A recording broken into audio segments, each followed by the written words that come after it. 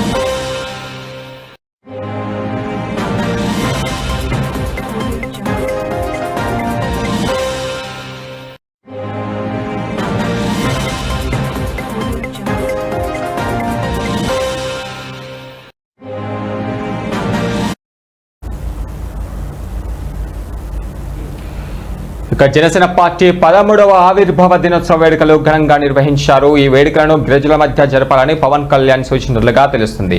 అల్లూరు జిల్లా ఓనూరులో పార్టీ పతాకాన్ని పవన్ కళ్యాణ్ ఆవిష్కరించారు. ఇక జనసేన ఆవిర్భావ దినోత్సవం సందర్భంగా పవన్ కళ్యాణ్ పలు కీలక సూచనలు కూడా చేశారు. ఇదే అంశంపై మరిన్ని వివరాలు మా ఏపీ బ్యూరో చీఫ్ మధు అందిస్తారు. మధు, చెప్పండి, అక్కడ పరిస్థితి ఎలా ఉంది? పవన్ కళ్యాణ్ ఎలాంటి హామీలు ఇవ్వబోతున్నారు?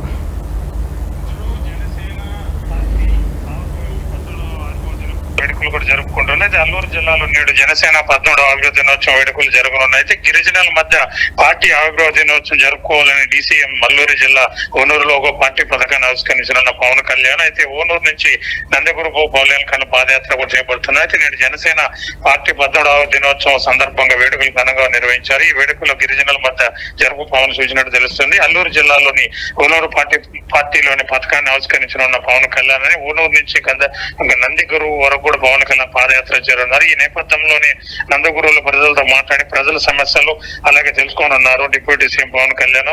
అయితే ఈ వేడుకల్లో అడవి తల్లి బాటలో భాగంగా నిర్మించిన రోడ్లను పవన్ ప్రారంభించున్నారు. తర్వాత డీసీఎం గిరిజనులతో కలిసి మధ్యాహ్నం భోజనం కూడా చేస్తారు. ఆ తర్వాత వాళ్ళతో చర్చలు కూడా జరుపుతారు. వాళ్ళ తర్వాత ఆవిర్భావ దినోత్సవంలో కూడా పాల్గొని వాళ్ళకి అనేక సమస్యలను తెలుసుకుంటారు. దాంతో ఈ సమస్యలను వాళ్ళు తెలుసుకుని కూడా దాన్ని నెరవేరుస్తారని కూడా మనకు తెలుస్తుంది. ఈ సమస్యల వల్ల మనం తెలుసుకుని ఈ వేడుకల్లో అడవి తల్లి బాటలను బాగా నిర్మించిన రోడ్ల పనులు ప్రారంభించారు. ఆ తర్వాత డీసీఎం గిరిజనులతో కలిసి మధ్యాహ్నం భోజనం చేస్తారు. పార్టీ వర్గాలతో కూడా మాట్లాడతారు, కానీ తిరిగి ప్రయాణం కూడా అవుతారు. గురు అయితే మధు, ఇప్పటి వరకు చూసుకుంటే కొన్ని ఏజెన్సీ ప్రాంతాల్లో గిరిజనులకు ఇప్పటికీ బాట లేదని తెలుస్తుంది. దీనిపైన పవన్ కళ్యాణ్ ప్రకటన చేసే అవకాశాలు ఏమైనా కనిపిస్తున్నాయా?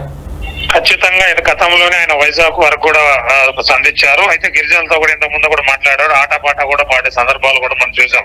అయితే వీళ్ళపై ఖచ్చితంగా భరోసా కూడా ఇవ్వబోతున్నారు. 13వ ఆవిర్భావ దినోత్సవం సందర్భంగా వాళ్ళకి సమస్యలు ఏదైనా గిరిజనులకు ఉన్నా కూడా ఖచ్చితంగా నెరవేర్స్తారని కూడా మనకు సమాచారం అవుతుంది.